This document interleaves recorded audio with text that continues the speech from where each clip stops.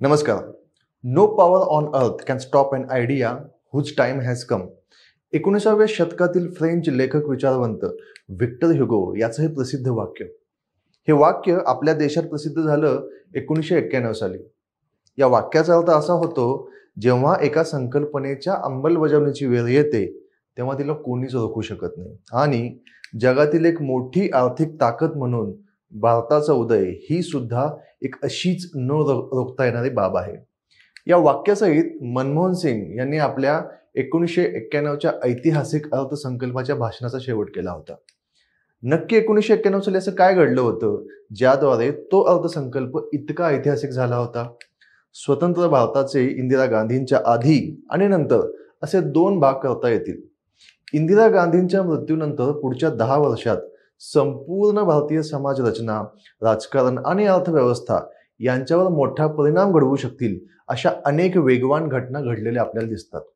1991 साली मनमोहन सिंग यांनी सादर केलेला अर्थसंकल्प हा सुद्धा या घडामोडींच्या यादीतीलच एक महत्त्वाचा टप्पा मानला जाऊ शकतो. 1991 साली देशात काँग्रेसची सत्ता आली. तेव्हा देश एका मोठ्या आर्थिक संकटातून जात होता. त्या आर्थिक संकटाचा नेमका अंदाज आपल्याला जर बांधायचा असेल तर तो आपण पुढील प्रमाणे समजून घेऊयात. भारत अनेक गोष्टींची आयात करतो, आज सुद्धा करतो, ज्यामध्ये मुख्यतः तेल, पेट्रोलियम, इलेक्ट्रॉनिक डिव्हायसेस, मशीन्स यांसारख्या गोष्टी येतात. सामान्यतः तुमच्या देशाच्या आयातीच्या गरजा भागवण्यासाठी किमान 3 महिन्यांचा परकीय चलनाचा साठा तुमच्याकडे असणे अपेक्षित असते. आज म्हणजे डिसेंबर 2024 मध्ये भारताकडे किमान पुढच्या 11 महिन्यांच्या आयातीची गरज भागवेल इतका परकीय चलनाचा साठा उपलब्ध आहे. याचा अर्थ असा आहे की आपल्या अर्थव्यवस्थेची सध्याची स्थिती अतिशय उत्तम आहे. परंतु 1991 साली एक वेळ अशी आली होती की भारताकडे जेमतेम काही आठवड्यांसाठी पुरेल इतकाच परकीय चलनाचा साठा उपलब्ध होता. साधारणपणे सर्व व्यवहार ठप्प पडतील अशी शक्यता निर्माण झाली होती. इतक्या मोठ्या आर्थिक संकटाने एक बाब मात्र स्पष्ट केली होती, ती म्हणजे या आर्थिक संकटातून बाहेर पडण्यासाठी भारतीय अर्थव्यवस्थेत काही संरचनात्मक बदल अर्थात स्ट्रक्चरल चेंजेस करण्याची वेळ आली होती. सार्वजनिक उद्योग हे एक त्यातला एक महत्त्वाचा फॅक्टर होता. कारण लालफितशाही, एकाधिकारशाही, उद्योगांमधील राजकीय हस्तक्षेप, उत्पादकतेचा अभाव, अकार्यक्षमता यांसारख्या समस्यांनी भारतीय अर्थव्यवस्थेला आणि सार्वजनिक उद्योगांना ग्रासले होते. यासोबतच जागतिक पटलावर शीतयुद्धाचा शेवट झाला होता.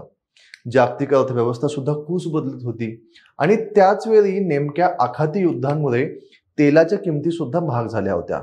लक्षात घ्या, तेल आपण इम्पोर्ट करायचो. अशा वेळी या सर्व आर्थिक संकटामध्ये ही जबाबदारी मनमोहन सिंग यांच्या खांद्यावर आली आणि 1991च्या अर्थसंकल्पाच्या माध्यमातून या बदलांना सुरुवात झाली, ज्याला आपण खाऊजा म्हणजेच खाजगीकरण, उदारीकरण आणि जागतिकीकरण असे म्हणतो.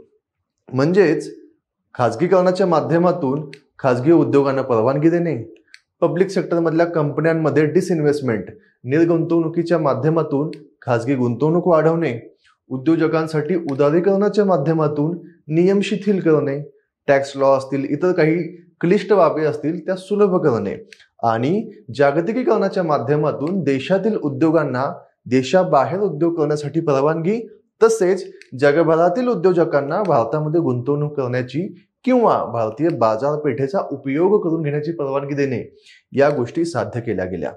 म्हणजेच संपूर्णपणे किंवा आपण म्हणू शकतो की भारतीय अर्थव्यवस्थेची संपूर्ण बंदिस्त नव्हती, पण जी बंदिस्त अर्थव्यवस्था असते तिला खुली करण्याची प्रक्रिया ही खूप वेगाने 1991 साली घडून आली. पण हे होत असताना ते कोणत्या गतीनं केलं जावं, कोणत्या टप्प्यांमध्ये केलं जावं, ज्याद्वारे भारताचं हित साधलं जाईल आणि कोणतंही मोठं नुकसान होणार नाही, आपण आपली सार्वभौमता गमावणार नाही, हे सुद्धा पाहणे आवश्यक होते. आणि हे महत्त्वाचे काम मनमोहन सिंग यांनी केले होते. या बदलांचा एक मोठा फायदा नक्कीच भारतामध्ये पाहायला मिळाला, अनुभवायला मिळाला. सेवा क्षेत्रात अर्थात सर्व्हिस सेक्टरमध्ये झालेली वाढ ही या बदलांचाच एक मोठा परिणाम होता. या बदलांचा एक मोठा परिणाम म्हणजे भारतीय अर्थव्यवस्था ही जागतिक व्यासपीठावर एका महत्त्वाच्या स्थानावर जाऊन विसावली. आज भारत जगातील 5वी मोठी इकॉनॉमी आहे. हा देखील या बदलांचाच एक परिणाम म्हणून आपण बघू शकतो. पुढे मनमोहन सिंग जेव्हा 2004 साली भारताचे पंतप्रधान बनले, तिथे सुद्धा त्यांनी आपल्या व्यक्तिमत्वाची चमक पुढची 10 वर्ष दाखवून दिली.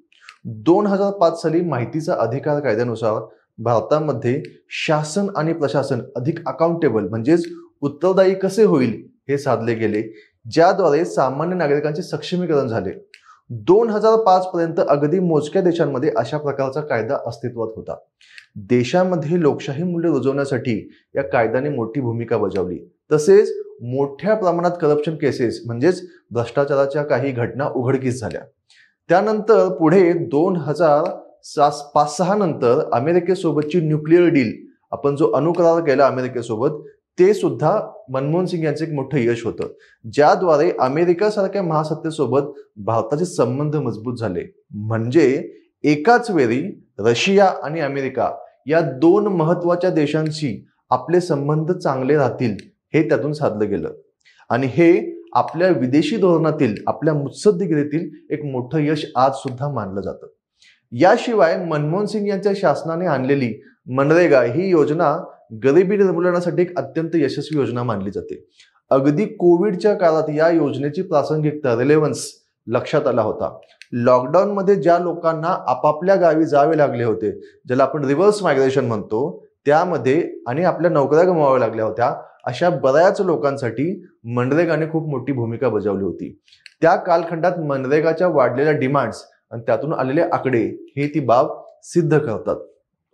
साधारणतः असं मानलं जातं की आर्थिक सुधारणा आणि कल्याणकारी योजना किंवा कल्याणकारी शासन व्यवस्था या दोन्ही गोष्टी एकत्र नांदू शकत नाहीत. या दोन्ही पॉलिसीज तुम्ही एकत्र राबवू शकत नाही. पण मनमोहन सिंग यांनी एकाच वेळी या दोन्ही गोष्टी साधल्या आणि ज्याद्वारे त्यांनी अर्थव्यवस्थेला नवीन दिशा दिली होती.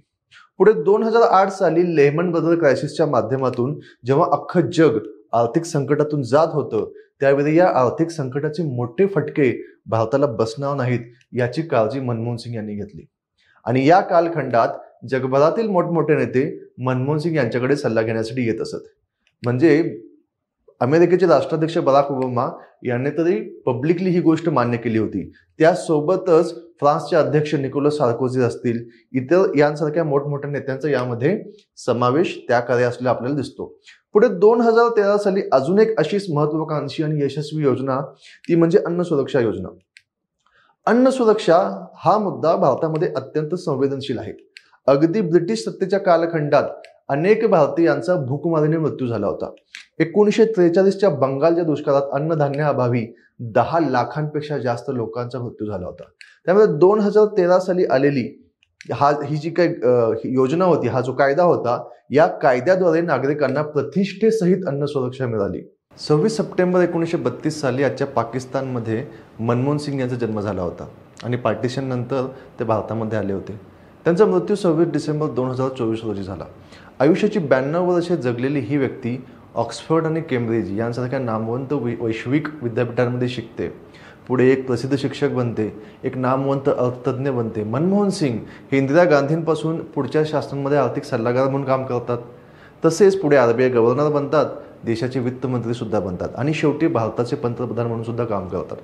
डॉक्टर मनमोहन सिंग यांनी घडवलेला हा इतिहास येणारी कित्येक वर्ष आपल्या पुढच्या पिढींना एक आव्हान देत राहतील, यात कुठलीही शंका नाही. धन्यवाद.